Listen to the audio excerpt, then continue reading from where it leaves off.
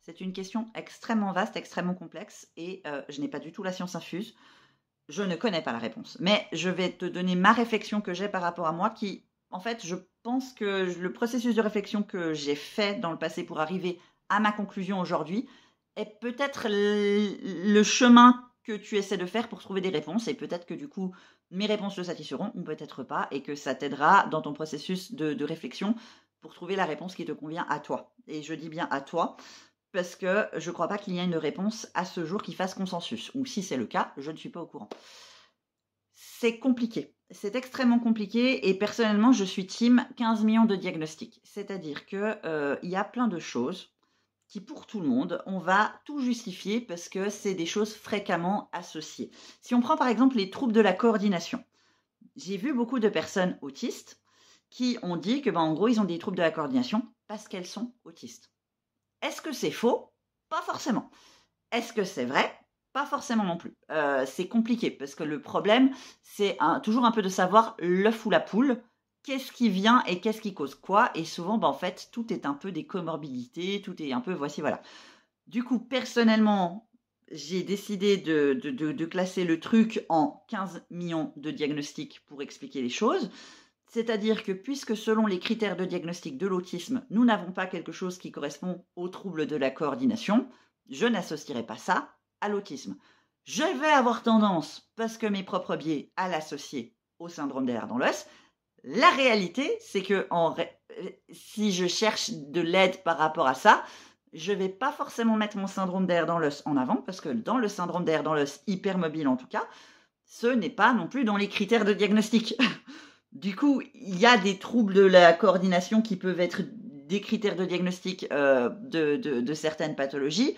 Il me semble, mais j'ai pas relu dernièrement, mais que ça peut rentrer typiquement dans les critères de la dyspraxie. Il me semble, ne me citez pas par rapport à ça parce que peut-être que je dis des trucs qui sont faux, que ça peut, voilà, mais voilà. Après, est-ce que c'est fréquemment associé à l'autisme et est-ce que c'est fréquemment associé au syndrome d'Ehlers dans l'os et est-ce que c'est fondamentalement faux de dire j'ai des troubles de la proprioception, enfin de la coordination parce que je suis autiste, parce que j'ai un syndrome d'Ehlers dans l'os, parce que ça. Non, je pense que ça dépend pas mal des contextes, ça dépend pas mal des personnes et ça dépend aussi des symptômes, des comorbidités, des trucs comme ça et c'est pas forcément évident de démêler l'œuf ou la poule. C'est pour ça que moi, à ce stade, aujourd'hui, en 2024, je précise bien parce que ça n'a pas toujours été le cas et peut-être que ce sera différent dans le futur, je suis plutôt en mode ce qui ne rentre pas dans les critères de diagnostic, même si c'est considéré comme des symptômes fréquents, c'est complètement OK d'aller chercher des diagnostics à côté où les symptômes qui sont concernés rentrent dans les critères de diagnostic, histoire qu'on soit toutes au clair. Et je vais prendre un exemple controversé par rapport à ça, la fibromyalgie. En théorie, les critères de diagnostic de la fibromyalgie et du syndrome d'Ehlers dans l'os hypermobile ne vont pas ensemble, ils sont mutuellement excluants. La réalité, si on prend les critères de diagnostic de syndrome d'Ehlers dans l'os hypermobile, puisque c'est un putain de bingo, en théorie, il serait possible d'avoir un syndrome d'Ehlers dans l'os hypermobile sans avoir des douleurs chroniques généralisées. Bon, j'attends de les trouver, ces gens-là, parce que personnellement, les rares personnes qui m'ont dit ça, à terme, se sont rendues compte qu'elles avaient des douleurs et qu'elles étaient juste en train de minimiser. Et voilà, mais en théorie, c'est possible. Du coup, parce qu'en théorie, c'est possible, pour moi, ça me semble légitime d'avoir le diagnostic de fibromyalgie à côté, même si en théorie, les deux sont mutuellement excluants l'un de l'autre. Et c'est mon avis aujourd'hui, ça n'a pas toujours été mon avis. Il y a certains médecins, certains experts, je crois qu'il y avait eu même une étude à ce sujet que j'avais vulgarisée sur YouTube, qui allait dans ce sens-là. Ce n'est pas le cas de tout le monde. Je sais typiquement que ce n'est pas le cas de Amonet, qui va lui plutôt avoir en considération que tout est le syndrome d'Ehlers dans l'os, et que parfois, selon lui, enfin en tout cas c'est ce qui me donnait l'impression de lire. J'avais fait des vidéos qui expliquaient un peu les problèmes que pouvait poser Amonet sur certains trucs. Je suis d'accord avec certains trucs et je suis pas d'accord avec d'autres trucs. C'est pas, je vais pas faire un portrait de je suis complètement pour ou complètement contre Amonet. Mon avis est très très nuancé.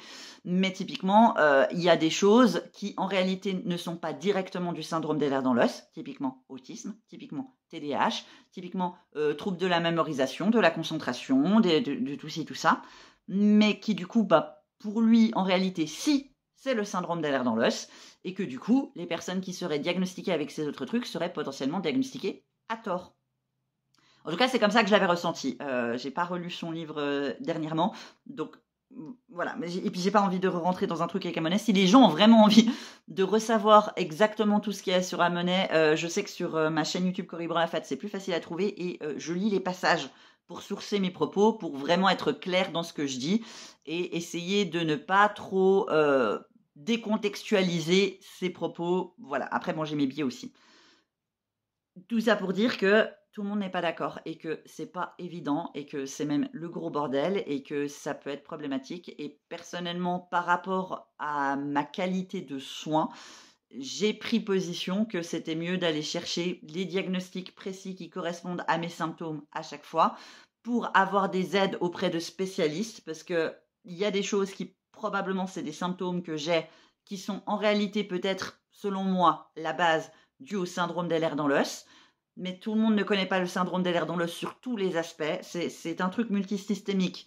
Donc, c'est un peu compliqué. Mais par contre, peut-être que si je vais me tourner chez quelqu'un qui s'y connaît bien dans les troubles gastro-intestinaux par rapport aux maladies des tissus conjonctifs, est-ce qu'ils ont besoin de savoir tout le reste sur le bout des doigts par rapport au syndrome d'Ehlers dans l'os?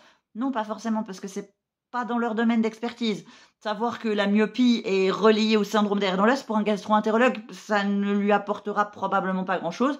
Mais par contre, je veux un gastro-entérologue qui s'y connaisse au moins un minimum sur le syndrome d'Ehlers dans l'os pour savoir qu'il y a certains risques, notamment si on fait certaines procédures, que va peut-être falloir utiliser des matériaux différents, qu'il va peut-être falloir faire des tests avant pour être sûr qu'il n'y a pas de problème d'hémorragie, des trucs comme ça, des choses où il faut être attentif avant. Et pour qu'après tout ça se passe bien et que je sois rassurée et puis que tout se passe au mieux et que s'il y a un problème, voilà, la faute à pas de bol.